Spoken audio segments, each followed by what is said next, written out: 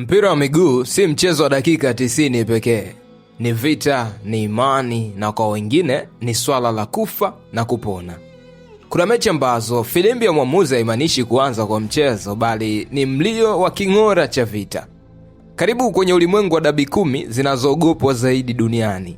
Hapa viwanja vinatetemeka, anga linageuka rangi ya damu kwa fataki, na marafiki wa zamani wanageuka maadui kwa sababu ya rangi za jezi.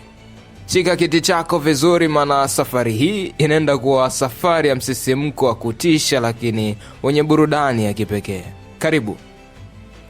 Dabi ya 10 inapatikana kule nchini Argentina katika mji wa Avellaneda. Yes, na inaitwa Avellaneda Derby. Ni derby ambayo inazikutanisha klabu mbili kongwe kule nchini Argentina, klabu ya Independiente pamoja na Racing Club. Hawa jamaa viwanja vyao vinatofautiana tu umbali wa mita 300, yani ni hatua kadhaa kutoka uwanja mmoja wa klabu ya Independiente pamoja na uwanja wa Racing Club. Ni moja ya derby zenye presha kubwa sana zaidi Amerika ya Kusini, hasa katika nchi ya Argentina, ambapo kila mtaa wa mji huo mdogo umegawanywa kwa rangi nyekundu na blue. Nyekundu ikiwakilisha klabu ya Independiente pamoja na blue ikiwakilisha klabu ya Racing.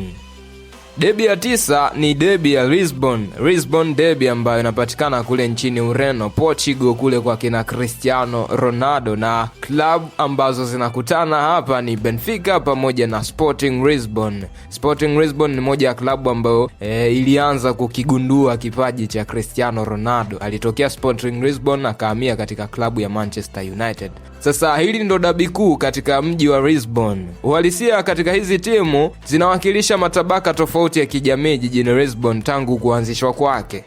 Uwanja wa Benfica Estadio da Ruiz na uwanja Sporting Estadio José Alvarez iko karibu kiasi kwamba barabara kuu moja tu ndo inazozitenganisha hizi makao makuu zao, klabu ya Lisbon pamoja na klabu ya Benfica katika mji wa Lisbon. Hiyo ni derby ya 9 ambayo inapatikana kule nchini Ureno. Derby ya 8 ni derby ya Dundee Derby. Hawa ni majirani wa ukuta mmoja. Dundee iko huko Scotland, ni mji mmoja mkubwa sana. Dundee FC versus Dundee United, zote zinaitwa hivyo hivyo. Hii ni moja ya dabi yenye ukaribu wa ajabu zaidi duniani. Viwanja vyao ni Dance Park pamoja na Tenades Park. Vimetenganishwa kwa mita 300 tu, so ni sehemu ndogo sana. Huu ni upinzani wa nyumba kwa nyumba. Yani kuna muda unaweza ukawa unaishi katikati ya viwanja vyote viwili na ukasikia kelele za mashabiki wa pande zote mbili kwa wakati mmoja. Kama kuna mechi Dundee FC na Dundee United, derby yao inaitwa Dundee Derby. Ni moja ya derby ya kuogopeka sana duniani. Katika nafasi ya 7 kuna Eternal Derby. Hii inapatikana nchini Serbia, Belgrade, kwenye mji wa Belgrade. Sasa hii derby imeitwa Eternal Derby ikimaanisha kwamba haina mwisho, eternal.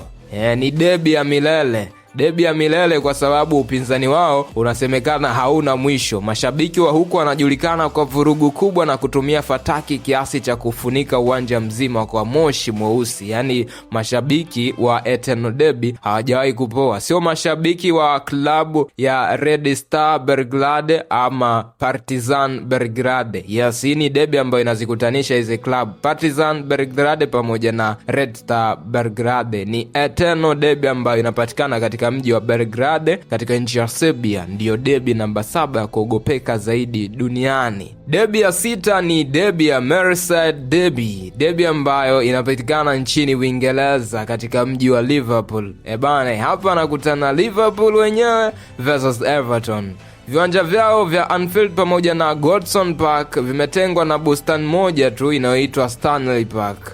Unaweza kusimama kwenye uwanja wa mmoja na kuona uwanja mwingine kwa macho ya kawaida. Hauhitaji drone ili kuweza kuona kwa jirani yako. Hata ukisimama tu juu to the top unaweza ukaona uwanja. Kama uko Liverpool Anfield, basi unaweza ukaiona Goodison Park pale katika klabu ya Everton vizuri kabisa. Licha ukaribu huo, mchezo huu una rekodi ya kadi nyingi nyekundu katika historia ya Premier League kuliko mechi nyingine yoyote. So ni derby ambayo watu wanakamiana. So Derby namba 5 ni the Intercontinental Derby Istanbul. Yes, inapatikana Istanbul katika nchi ya Uturuki. Yes, Turkey inalishuhudia hili derby. Ni moja ya derby ambayo ina utofauti kiasi. Derby ambayo inawakutanisha Fenerbahce pamoja na Galatasaray. Yes, hii ndo derby ya kipekee inayopigwa ndani ya jiji la Istanbul, na ni derby ya kipekee sana duniani kwa sababu hii derby inakutanisha mabara mawili tofauti. Unajua, katika nchi ya Uturuki kuna kipande kidogo sana ambacho kipo katika bara la Ulaya, alafu kipande kikubwa cha nchi ya Uturuki kipo katika bara la Asia. Sasa huu mji wa Istanbul ndo mji ambao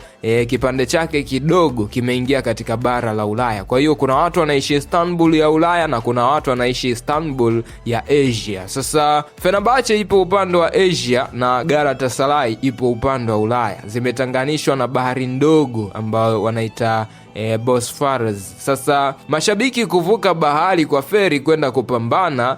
Sasa anga la Istanbul hugeuka rangi ya moto kutokana na fataki zinazowashwa usiku kucha. Hii ni derby ambayo ina historia ya aina yake. Ni derby ambayo iko ndani ya mabara mawili tofauti, sio poa, Asia pamoja na Ulaya. The Intercontinental Derby, that's why ikaitwa hivi. Derby ambayo inawakutanisha Fenerbahce versus Galatasaray. Galatasaray kama mnavyoifahamu ndo klabu ambayo anakipiga pale Mwafrika mwenzetu Victor Osimhen kutoka Nigeria, lakini Fenerbahce yupo bwana N'Golo Kante kwa sasa. So ni derby ya kuogopwa sana kwa sasa duniani. Ni derby ya kuogopwa sana duniani. Ni derby ya miaka na miaka. Katika nafasi ya 4 kuna derby ya North London Derby. Huu ni uadui wa kaskazini. London nchini Uingereza. Kuna hii derby ya Arsenal versus Tottenham Hotspur ambayo ni North London Derby. Wote wapo katika jiji la London. Hapa tunazungumzia mitaa ya kaskazini mwa London pekee. Uhasama wao ulianza mwaka 1913 baada ya Arsenal kuhamia uwanja wa Highbury ambapo kulikuwa na umbali wa maili 4 tu kutoka uwanja wa Spurs wa White Hart Lane. Tottenham Hotspur wanajiona kama wenyewe ndo wana asili ya kuishi kaskazini mwa London, wakati Arsenal wanawaita wavamizi. Yes, jamaa wamevamia katika North London Derby. Ni moja ya derby ambayo miaka na miaka imekuwa ni derby ya kutisha sana barani Ulaya, hasa katika ligi kuu ya nchini Uingereza EPL. Derby namba 3 ni Super Clasico. Yes, hii ipo Argentina. Boca Juniors versus River Plate. Zote zinatoka mji mkuu wa Argentina, Buenos Aires. Upinzani huu ulianza wakati timu zote zilipokuwa zinatokea mji mmoja, mtaa mmoja hivi maskini sana ambao ulikuwa unaitwa La Boca. Sasa River Plate walihamia mtaa wa matajiri Nunez, wakaitwa mamilionea, na hapo ndipo uhasama wa kitabaka ulipoanza. Siku ya dabi, polisi wa kutuliza ghasia hukatiza mitaa ya miji mizima na kuzuia mapigano, kwa sababu vita yao hii haianzii tu uwanjani, inaanzia nje ya uwanja.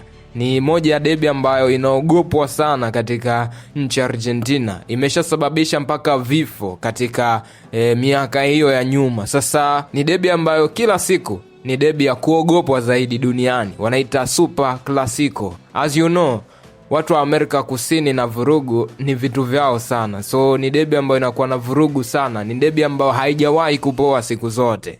Katika nafasi ya pili kuna derby ya The Old Firm. Old Firm ni derby ambayo inapatikana kule Scotland katika mji wa Glasgow. Sasa hii inawakutanisha Celtic na Rangers. Ni Celtic versus Rangers. Huu ndo upinzani mkongwe zaidi katika jiji la Glasgow kwa sababu huu ni mchezo unaogusa kila dini, siasa na historia ya jamii ya Scotland. Mitaa ya Glasgow hugawanyika vipande viwili. Ukiwa upande wa kijani Celtic, huwezi kukanyaga mtaa wa blue ambao wanapatikana vijana wa Rangers. Ukiwa na jezi yako ya Rangers, huwezi kuingia katika mitaa ya Celtic wakati wa mchezo wa derby. Ni derby ya chuki kweli kweli, iliyodumu kwa karne nyingi sana. Derby ya kwanza ni derby ya Della Madonnina, San Siro huko inapatikana. Wengine wanaita Milan Derby. Ni derby ambayo inazikutanisha timu ambazo zinamilikiwa na mtu mmoja, AC Milan versus Inter Milan. Milan Derby hapa ndo inaonesha soka ni mchezo wa ajabu kiasi gani. Imagine timu zinamilikiwa na mtu mmoja, lakini zimeweza kutengeneza derby ambayo watu wanaweza kapigana kwa sababu ya kubishania timu. Watu wanaweza kaa ni ndugu, lakini inapokuja swala la Milan Derby undugu unapungua kidogo. Ni majibishano ya mdomo kwa mdomo, majibishano mpaka ngumi sometimes yanatokea linapotokea derby la Milan Derby, AC Milan versus Inter Milan. Kwanza hawa wote wanatokea katika uwanja mmoja, yani ni uwanja mmoja ambao wanautumia wote hawa wawili, ambapo AC Milan wanaitumia San Siro, lakini pia Inter Milan wanaitumia San Siro kama uwanja wao nyumbani, kwa sababu ni timu ambazo zinamilikiwa na bosi mmoja. Sasa unapoingia uwanjani, mashabiki wa Inter wana upande wao wa kaskazini, lakini mashabiki wa Milan wa AC Milan pia wanakaa upande wa kusini. Kwa hiyo huwezi kujichanganya kukaa kaskazini kama wewe sio muhusika. Kama wewe ni Milan basi utakaa kusini, kama wewe ni AC Milan utakaa katika upande wako wa kaskazini. Sasa jichanganye ukae upande ambao sio wako, ndo utajua derby ya Milan ina maana gani. Inaitwa Derby della Madonnina kwa heshima ya sanamu ya Bikira Maria iliyo juu ya kanisa kuu la Milan. Ni vita ya nani ndiye mmiliki wa jiji ndani ya jengo lile. Hii vita sio poa. Derby ya Milan Derby.